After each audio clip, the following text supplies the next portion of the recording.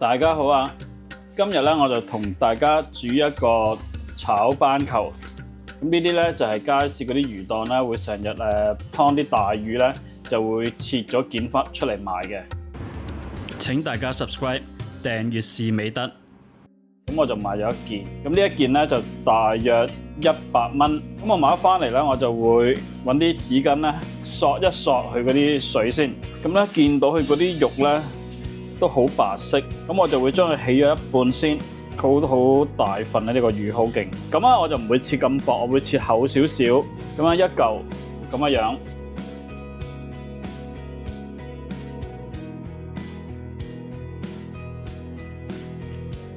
少少嘅酒同埋生粉，咁因為咧之後咧我煮嗰陣時咧就會落一個蠔油芡嘅，所以咧嗰啲味咧就會全部都喺嗰個蠔油芡嗰度。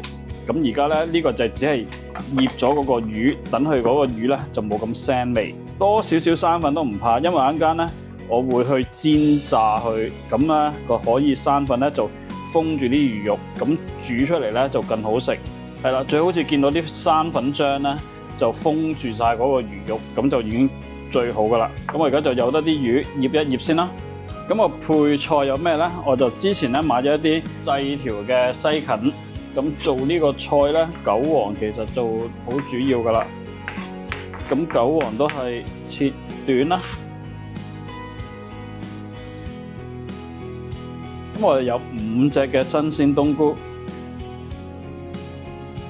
咁喺屋企煮呢個餸咧就好難做到走油嘅，咁所以咧就會用一個半煎炸嘅方式咧去處理嗰個魚。燒紅一個煎 pan， 我就會落多少少油啦，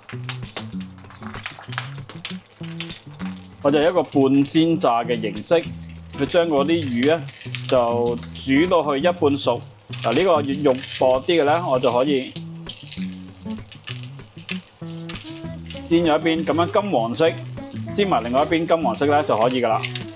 我有一個蠔油汁嘅，蠔油啦、胡椒粉、豉油同埋糖，咁個味就喺嗰度嚟噶啦。首先我有啲薑片，爆一爆啲薑片啦，有少少葱頭擺埋落去爆香，跟住頭先嗰啲冬菇咧好索油嘅，炒咗一陣咧。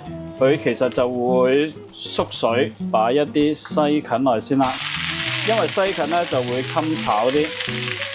啲西芹咧喺街市買嘅 BB 西芹啊，好香。咁將啲西芹咧炒腍咗啦，我就會落埋嗰啲韭黃啦。因為韭黃咧就好易炒熟嘅啫。韭黃咧炒到半腍啦，我就將佢撈埋啲西芹一齊。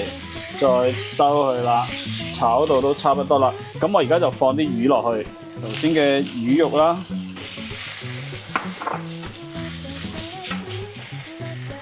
我就會加埋個汁。頭先嘅冬菇啦，煮一煮佢，千祈唔好係咁兜佢。咁我把焗佢3分鐘左右。焗完3分鐘之後咧，就上得碟啦。你見到睇下幾吸引，事實上咧真係好好味噶。咁呢條影片嚟到呢度差不多啦。如果大家中意嘅咧，就請俾個 like 啦。多謝晒，拜拜。